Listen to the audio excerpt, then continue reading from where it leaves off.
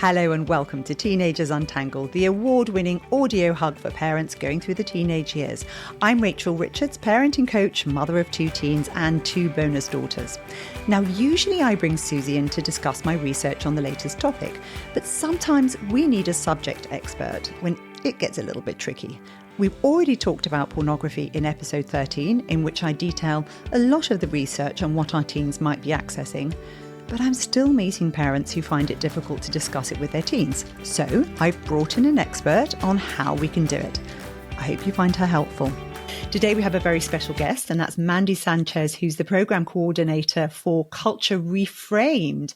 And what we're going to talk about today is how we can talk to our teenagers about pornography. And I know there are lots and lots of our listeners who find this really a difficult topic to try and deal with. So first of all, Mandy, what is Culture Reframed? Oh, thank you so much for having me. Well, we're an international nonprofit, and we are dedicated to stopping the emotional, behavioral, and sexual harms of pornography to children. And we do this by building resistance and resilience in young people to all of the hypersexualized media and pornography that they see and that they're bombarded with, through providing education and support for parents as well as professionals so that we can promote healthy child and youth development.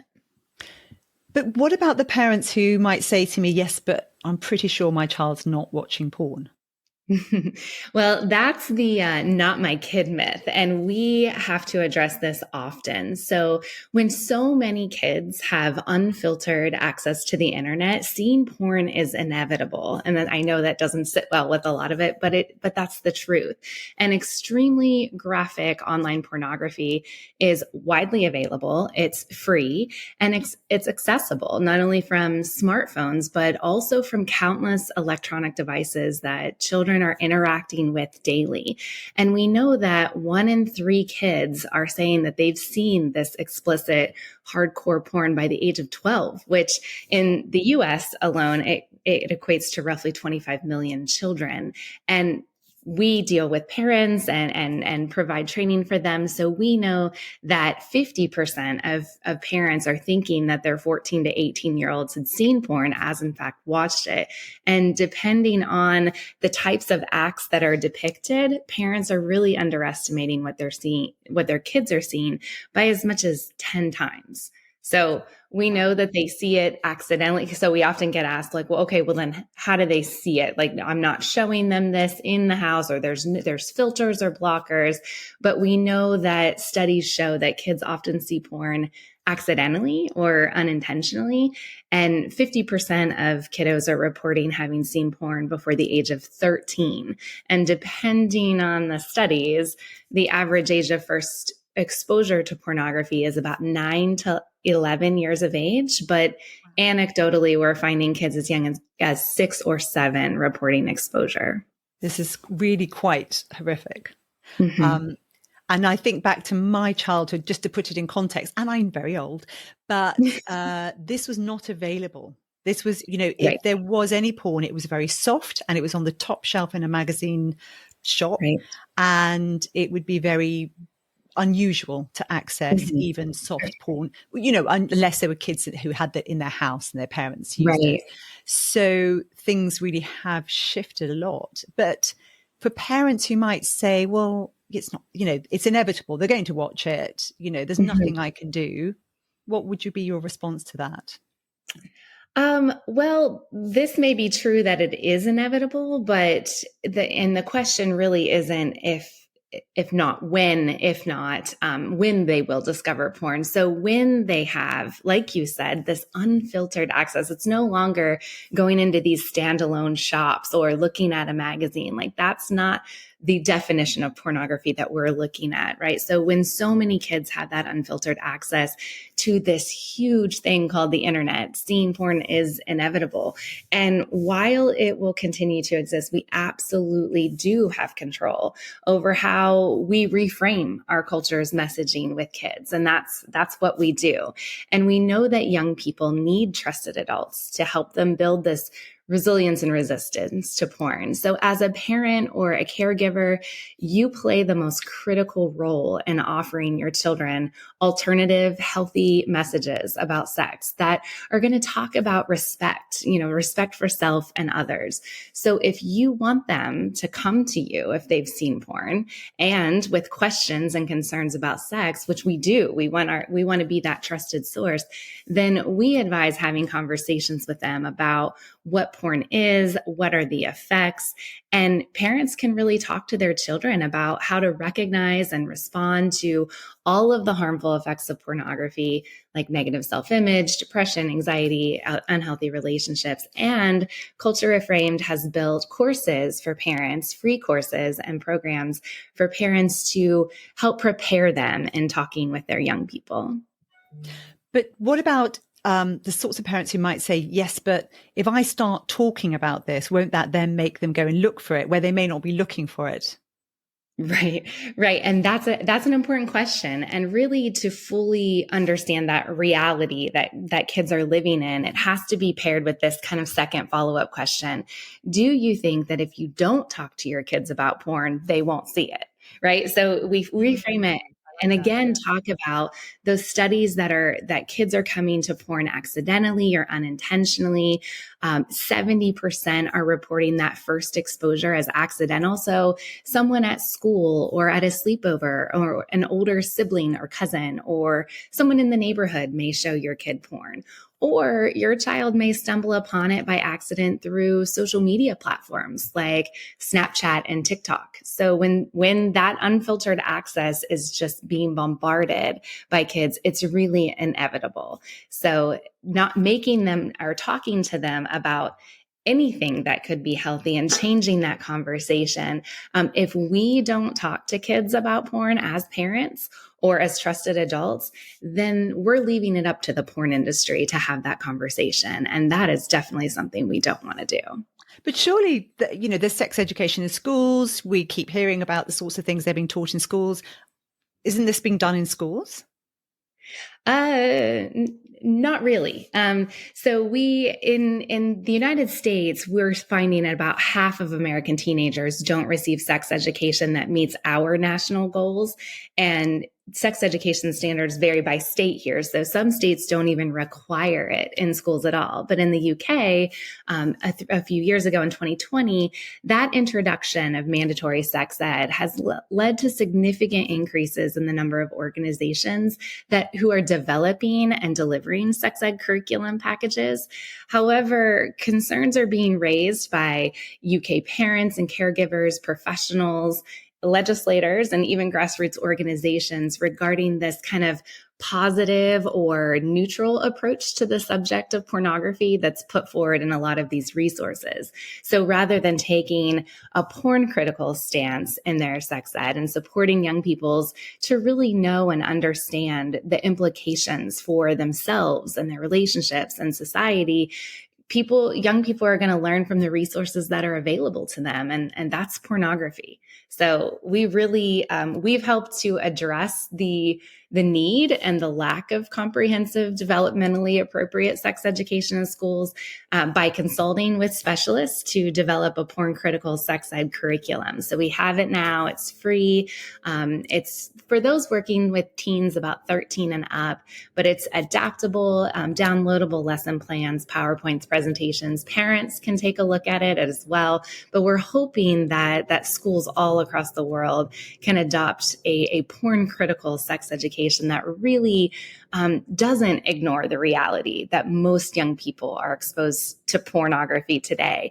And we know that porn is shaping their attitudes and behaviors by the messages that it sends. So this curriculum is porn critical. It has an anti-exploitation framework that kind of allows young people to contrast healthy relationships and accurate information from experts about the body and relationships, and with the misinformation that's propagated by the porn industry. We also have training modules for facilitators and digital media literacy sessions that are phenomenal as a way to start. So I'm curious, how are you funded? We are funded through grants, donations. We are, and like I said, an international nonprofit. So we have a few major grants that we that we get annually. But a lot of the work that we do is through donation. Great. Okay. So what you're saying to me is that, if I'm getting it right, that actually an awful lot of our education, or the education that our kids are getting, is not porn critical. It's actually could possibly even be pro porn. And just to put it into context, I did actually do an episode on talking to your teenagers about pornography quite a few, maybe a year or so ago. And what horrified me was that Pornhub actually has admitted that its viewers Pornhub's like the YouTube of porn, has admitted that its viewers have got quite bored of vanilla stuff, and so they're getting more and more extreme. But because this is a free site, this is very likely to be the sort of place your young teenager would end up first. So what sort of things, you're talking about being porn critical, what sort of messages will our teenagers be getting if they're accessing porn without a filter, without a sort of mental understanding of what it is they're seeing? Right. That's a great question. Well, just to be pretty blunt about it, porn teaches kids that violence and degradation and humiliation are really central to relationships and intimacy and sex. And because that mainstream porn is just a click away, really with any device with an internet connection, it's just there to shape the culture in which we live in. So the industry influences what we watch, what we see, and what we consume. Porn tells stories, and porn is often incorrectly thought to be images of people having sex. So not only is the majority of porn violent and degrading to women, it tells stories about what it means to be a real man, and I'm putting that in quotations, or a real woman, a real man who lacks empathy and compassion and the capacity for intimacy, and a real woman who just exists to be used and abused. That is what porn is teaching our children. So regardless of gender or orientation, pornography tells consumers a story about themselves and others. So the scripts are most often relying on these power imbalances, derogatory terms, racism, sexism, and violent sexual behaviors. So anyone who consumes pornography is influenced to some degree by the messages it conveys. But we do have 40 years of research, of scholarly academic research that shows how porn is undermining all of those social, emotional, cognitive, and physical health and well-being of individuals. And the studies also demonstrate that porn shapes how we think about these things like gender and sexuality and relationships, also intimacy and sexual violence and gender equality. So we know the host of problems that can be associated with pornography, such as increased anxiety, depression, the decreased capacity for intimacy. It's also linked to risky and violent sexual behaviors and sexual victimization. So that's why we really want to reshape that public conversation so that we can put porn where it needs to be and view it as a youth public health issue of the digital age, rather than some moral failing or dirty secret or dirty problem of individuals or kiddos. So we're letting that research speak for itself and exposing the industry for what it is. It's very interesting because we've recently even had a member of parliament suggest on the floor that we should be providing education in schools for how to choke safely during sex, which I find extraordinary, because it's almost as if the politicians have stepped away from responsibility, and there are no adults in the room when it comes to this. Right. Right. And this is like playing Russian roulette, and kids are getting the idea that I've seen people talking about an uptick in the amount of kids who are trying choking or slapping or all sorts of strange things because they think that that's what you're supposed to do. Right. And it's so interesting to think about this, that the porn industry really is the only above ground multi-billion-dollar industry that robs young people of their right to create these healthy sexual, intimate, and emotional lives, because that's what we want for young people. But choking isn't a part of that healthy equation. So yeah, we've seen a failing among adults here, and our founder and president, Dr. Galdine, says that we need to adult up, right? We need to jump on this adult up, because especially with our elected officials and those change makers, those people that have the ability to shift the conversation or listen to the research, because without protective regulations in place, this industry is just going to thrive, and it has been. So we're looking at, why are we not pursuing really bold age verification policies that just say, you have to be 18 and we're going to verify that you are 18. And that's moving forward in places. But we are really working to kind of drive that public and professional awareness about the harms, because this is a harms-based industry, and that's how we have to treat it. So I'm a parent, and I've been talking to a parent even this morning who said, I've got a 15-year-old. I've never talked about pornography with her. I wouldn't have a clue where to start. Right. Okay, so yes, of course, we can go to your database of courses, but what would be your first kind of bit of advice? What should people? How do people start this conversation? That's a great question, and I'm a parent as well, and we all are at Culture Reframed, and we understand how scary and overwhelming it can feel as a parent to know or even think that your child might see explicit pornography. The first thing we want to say is, you're not alone. Unfortunately, there's droves and droves of parents out there wondering whose fault this is, and really we want to say, let's not shame and blame kids or parents, right? It's not yours or your child's fault, but really put the blame and shame on the industry where it needs to be, and understand that as parents, we're really perfectly positioned to offer our kiddos these alternative, healthy messages about sex that will instill respect in themselves and in others. And we know that there's action that you can take to help your child become more resilient. So like you mentioned, the courses, those are kind of those best practice toolkits. But what those courses will provide, at the end of every module, there's a guided conversation script that literally scripts out, okay, this is how you can start this conversation. So it's never too early, never too late to start the conversation. 15 is not too late to start. I had a parent the other day that said, my kid's turning 18 in 2 months. I think I missed the boat. And we're like, no, we got this. Like, we can still start these conversations. So if you are starting early, we just say to scaffold that information, right? And have continuous open and honest conversations. So it starts with correctly naming body parts, right? Talking about consent at any age, what that looks like, and maybe the legal terms of consent in your particular area, but overall, what does consent look like?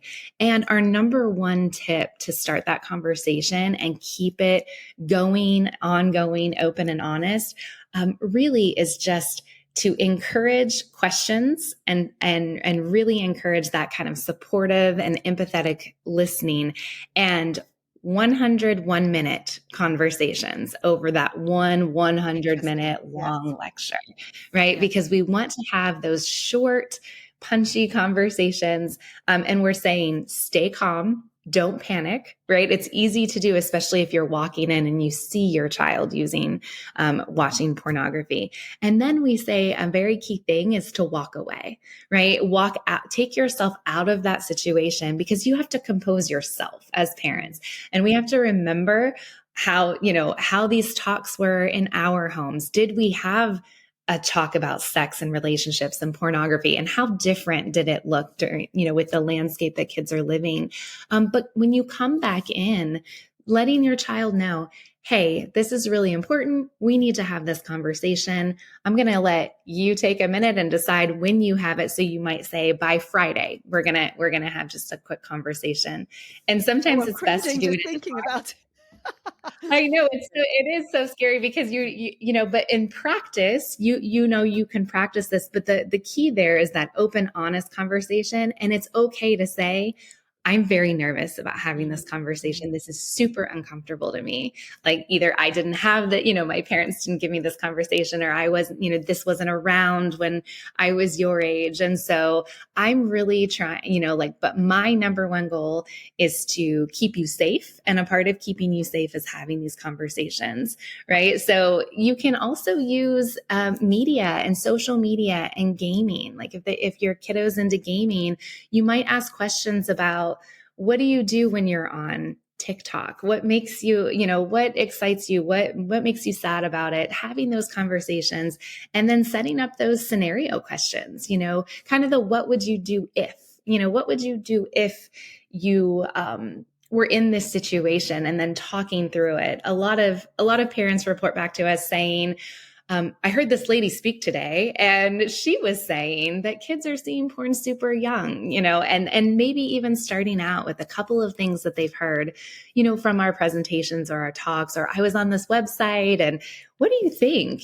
So really engaging, because research shows that kids do want to have these conversations. Yes. And as uncomfortable as they are, no one is speaking to them unless it's the porn industry. So if they're not getting sex educate, comprehensive, porn critical sex ed in school, they're not having conversations with parents and caregivers, they're left to their own devices, right? They're left to literally their own devices, right? When they go and they look at their phones and they search out how to strangle your partner safely, how to choke safely, so these are conversations that as parents, we might not have been able to, to grasp and to really understand. And a lot of times we get, well, how do I can't look at my kid's phone, or I don't want to invade their privacy. And what we would say to that is, this is not about trust. This is about safety. Right. And if we would you recommend that parents should be looking at their kids' phones? I think that parents should know who their kids are talking to. I think they should know what apps that they're looking at. I think they should have the ability to do that. And if they put it in the framework of, this is my job as a parent to keep you safe. This is my responsibility. This is not about trust. I can trust you to the moon and back. However, this, there's ways to talk about algorithms and what algorithms do. And once kids realize that they're being pulled in and manipulated, like teenagers don't want to be manipulated. And as soon as they find that out, they start to, I don't, that's not what I want to do. But having those conversations about, your kid wants a headset to play his games or her games, and they keep asking and asking and asking, well, how about some guidelines? I need to know who you're talking to and what chat rooms you're in. And if you're on Discord, what servers do you belong to? And sometimes that's sitting down and saying, can I watch you play this game? If this is the game you won, and it has this age rating and you're 3 years younger than that, but all your friends are doing it, well, teach me. Tell me what you like about it. Tell me who's on here. Who is that talking in the background? And, it's really important to watch out for those kind of warning signs, being present for if kids are withdrawing from family and peers and activities that they once liked, if they're closing their device or sticking their cell phone under their leg as soon as you walk into the room, this is a sign not only that they might be looking at something like porn, but maybe inappropriate, something secretive that they don't want you to necessarily know about. It's important that we ask those questions. Who are you talking to? And, where are they from? And have you FaceTime with them? Or, have you been able to see them not in real life, but see them as a person instead of just behind a screen? So I do believe that it's really important for parents to take a very active role in knowing that, if you're providing the technology device, then setting boundaries with that device is a part of your responsibility. And I have seen some parents, not particularly any of my listeners, but I have seen some parents who are in despair because their kids have got hooked on porn without them really understanding it. And then when they try and remove the devices or control the situation, it becomes a really big battle. What can we do to Yeah. help parents like that?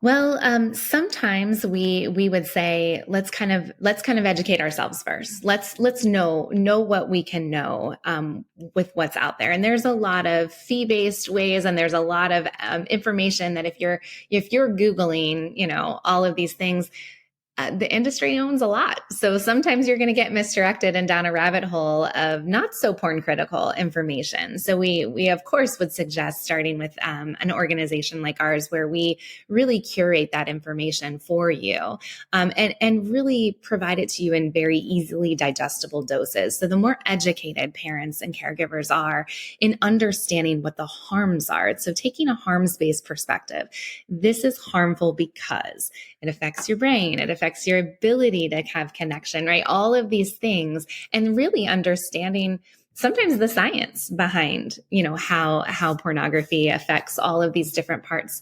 And then understanding that the simplest things like conversation actually has the biggest return of investment for you, right? Having those conversations and saying, okay, maybe I'm not going to punish. I'm not going to shut down. We're going to need to talk this out. And sometimes a therapist, a trained psychologist, or someone is going to be better equipped to help guide you through that with your kiddo, to understand addiction and addictive behaviors. There's research on that. We're not neuroscientists, so we're not, talking a lot about that research, but there is, and we've looked at that.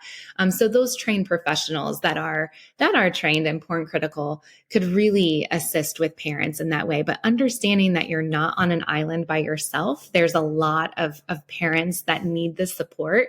And there's organizations like ours that really want to hold your hand to get you through this, because it's unlike any generation that we've ever seen. And the tech is increasing. And as the tech advances, so do other in the porn industry. So they're going to take advantage of any tech changes that we have. So we have to be aware of it. We have to know what's going on, but we don't expect you to be pornography experts, right? You can leave that to us, but we can definitely provide fact sheets and easy conversation starters, to even kind of go along with the conversation and say, this is what your kid might say. So this is how you would interact with them. So that's how our conversation starters look. So even with, I think we embedded the eye roll into the conversation starter. Like, oh my gosh, I cannot talk to you about this right now. We've embedded that to be able to have a parent take a deep breath, walk away and say, this is really important. It's just like, we wouldn't talk about, it would be really easy to talk about putting your seatbelt on, right? And eating your vegetables and fruits and all the things that keep our kids healthy.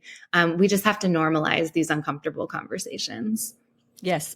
On that note, I think that absolutely sums it up. It's exactly the sorts of things we talk about all the time. We talk about, making sure that they don't feel judged, making sure that they feel that they can talk to you about anything, no matter how uncomfortable we feel, because our kids will come to us with things that make us just want to curl up and die. And if we need to take a minute, I love that advice that we can actually step away, give yourself a little bit of time, and even maybe say, should we arrange a time to talk about this? But we do need to talk about it.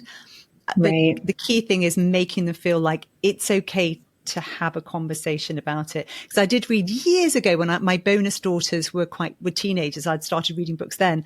And I read this fascinating piece where this woman had said a girl had come to her mother and shown her an email that she'd received that had some sort of pornographic content. And she'd asked her mother about it. And her mother had got really angry, and all that had done was made and say, who sent this to you? And all that did was make the girl think, okay, I can't talk to my mother about these things. So whether it's whether you have a teenager who has received material and you are furious about it because you were hoping to keep them safe, any of that stuff, at the end of the day, we've got to give them the space to be able to talk about these things. Yes. Absolutely. I think as parents, and I know this, I have a tween and a teen right now. It's very, very difficult time in my household. But it's so important to be that space and to be that safe and knowledgeable space, but also kind of in a non-punitive way. Like, I know that our knee-jerk reaction is to say, give me your phone, give me your tablet. I'm shutting off the internet. You're not going out of the house. That's not going to work. Even if you do take away their phone, they're going to have access through their Chromebooks at school or their friends' phones, or you're not going to be able to put that bubble around them like we want to as parents. So in order to, like you said, in order to keep them the safest possible, we got to be educated. We got to provide that space for ongoing conversations, and we need to check back in. One is not enough. We can't have this one and done conversation where we're like, "Ooh, that was great. I feel good. I said it. I'm never going to have to do that again. Thank you." And then we walk away, and 2 years later, there's all new tech, there's all new things that are happening. So this kind of regular check-in, and that check-in could just be, Cardi B's new song. And did you hear that? And the lyrics, or what does that mean? I heard my 11-year-old just singing away. And I stopped for a second. We were driving. I turned it down and I said, do you know what that means? And of course he was like, and no. And so that, that was a way to start this conversation. Like, well, when they say this in a song, this is what that means. And of course his face was super contorted, super red, and was like, oh my gosh, I can't listen to that song anymore.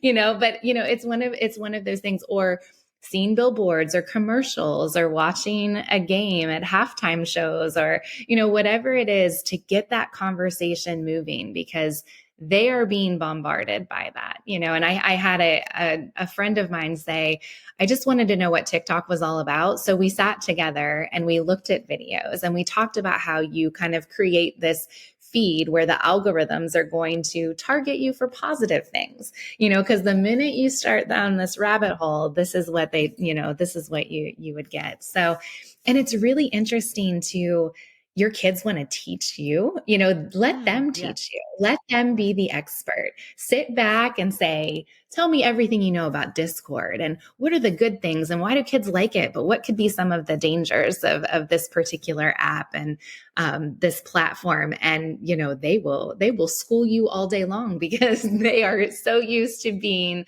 lectured to that it's kind of good to show an interest in what they're doing and let them be the expert, because they really are. I love that. Yeah. Wonderful. Wonderful advice there. Thank you so much, Mandy. I really appreciate you joining us. And hopefully, if any of our listeners want more information, where can they find you?